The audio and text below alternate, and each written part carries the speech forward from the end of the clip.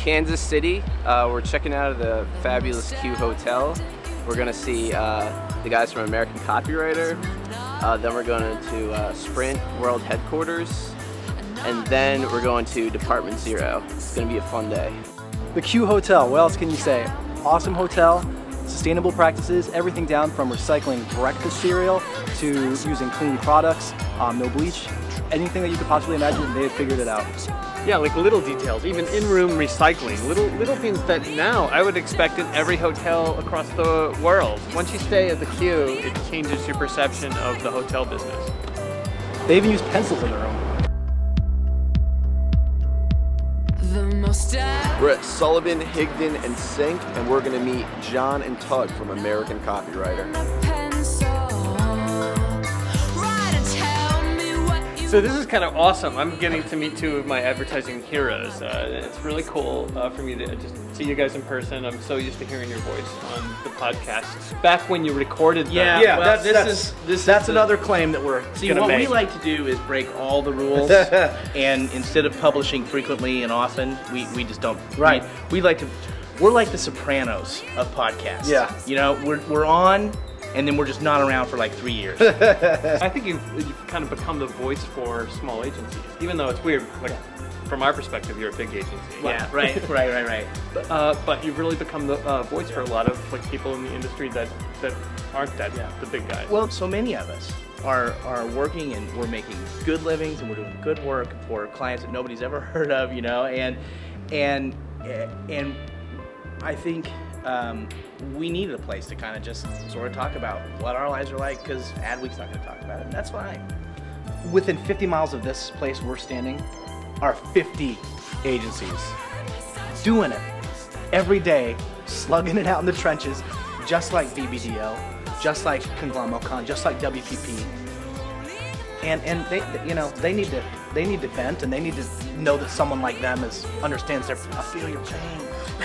I really think Kansas City, there are some really solid agencies here, really good agencies doing really good and exciting work, and so, you know, we like to represent, you know, as often as we can. What would you have to say to other small agencies that want to get out there, want to get their voice out there, want to tell their stories? Just start. And that's all that, honestly, the podcast started with a Super Bowl podcast. It actually started with a sleepless night for you. John sent me an email at like 3 o'clock in the morning in that fall before we did the very first Super Bowl podcast. And he said, I don't know what this blogosphere thing is and this World Wide Web component of it, but I think it's going to be important, so we should learn about it. You don't need to read a book, and you don't need to go to a seminar. The best people in this business, and probably in the world, are people that just taught themselves to do this stuff. So just, again, I didn't know what the blogosphere was either, but we decided to launch a thing, and we didn't really know what a podcast was, and we bought a really expensive microphone, and then realized you can just talk into a computer, and that sounds better. Awesome. John and Tug, American Copywriter. Thanks, guys. Sporting some Kansas City love. I think this is like a really big band or something here. I see a lot of people wearing the gear, so showing some KC love. All right, man, we're at Sprint World Headquarters in Kansas. What do you think has been the most successful tool from an external standpoint? Well, I mean, so far it's been Twitter. It's a great success story for us in terms of identifying an opportunity. We were just noticing that a lot of people were bringing their concerns about an issue they might be having with a bill or a problem with a phone. Sort of creating that expectation that we are a company that definitely cares very much about our customers having a good experience. We wanted to show that both with sort of a sense of urgency of reaching out to them and trying to find solutions or answers to their questions. And so it's been a very good program through Twitter, but there's a number of other sort of online venues that have far more users, and I think as we can duplicate that kind of success on Facebook or some of these other places, we'll be able to make connections with even more customers, and so we're quite intrigued by the possibilities. And then Jennifer, you're leading the team that's handling the internal social media, which is really the next wave, especially for large brands and large companies. What are you doing? We try to provide an open communications platform where employees can really consult one another to answer questions quickly for customers. We find that people are getting better answers faster. People are connecting to help one another figure out where to go to get information. Because our company is so large, it's a need. It's also nice because experts from around the nation have a chance to connect and just share what's on their minds, what's top of mind for customers. We were chatting earlier and I learned that you even have internal company blogs.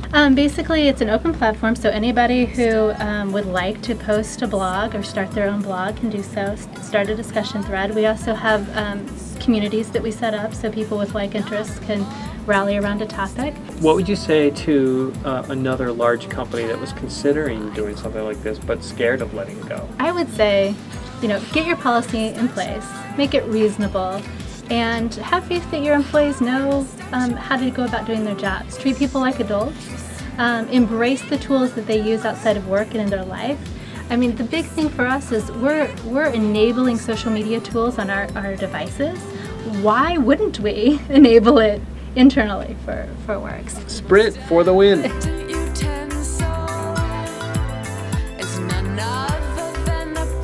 All right, we're heading into Dept Zero.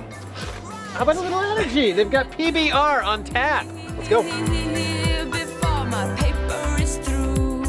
I guess Dept Zero is a company we started up about 6 years ago, and basically what we do is experiential and grassroots marketing, and we do it all over the country. But what we've tried to build is something that we can work alongside traditional agencies. We don't want to do any traditional ourselves, so we don't do traditional design or copywriting or anything like that. But what we do is a lot of creative from an event standpoint or from an alternative marketing standpoint, where we go out and try to find different ways to try to communicate with people and different ways to try to engage people and bring them into a brand so that they can have a better experience of what that brand should be all about to them. A lot of it now is how can we hit 100 people for 10 minutes? How do we talk to people? And you can spend $10,000 to get 5,000 people to see your banner, or you can spend a couple $1,000s and hit 100 people that are your target demographic. And it's finding that 100 people at the right time has been the challenge lately. Especially for Fritz and I, we've been working together the longest on Scion, and it's the same demographic, it's the same, and basically they're looking to hit 18 to 24-year-old guys who are into like underground stuff, music, art, fashion, culture.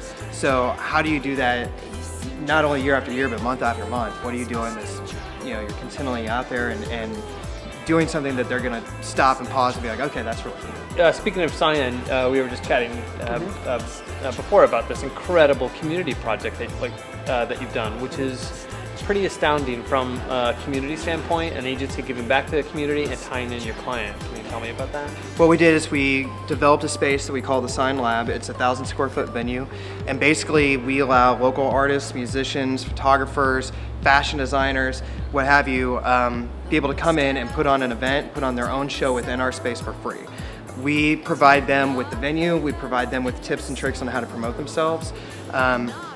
They're able to charge a small fee to cover whatever hard costs they have at the door, and basically what we're trying to do is help the local community be able to break out somewhat, and people who may not otherwise have an opportunity to get discovered or have an opportunity to have their own big show now have a venue and a free space that they can go do that at. When we're not talking about Scion and Toyota, we're talking about 18 to 24-year-olds, especially with the economy the way it's been. We've seen more companies making a bigger commitment to experiential because they have to back off so much of their really expensive media buys. They're cutting some of their national TV, their radio, their big hit kind of media, and it's easy to spend as much as you'd spend on a national TV spot in a experiential campaign that makes a serious impact with your younger audience. Woo, Dept Zero. Awesome. Yeah. Thank you for coming, guys. PBR on tap.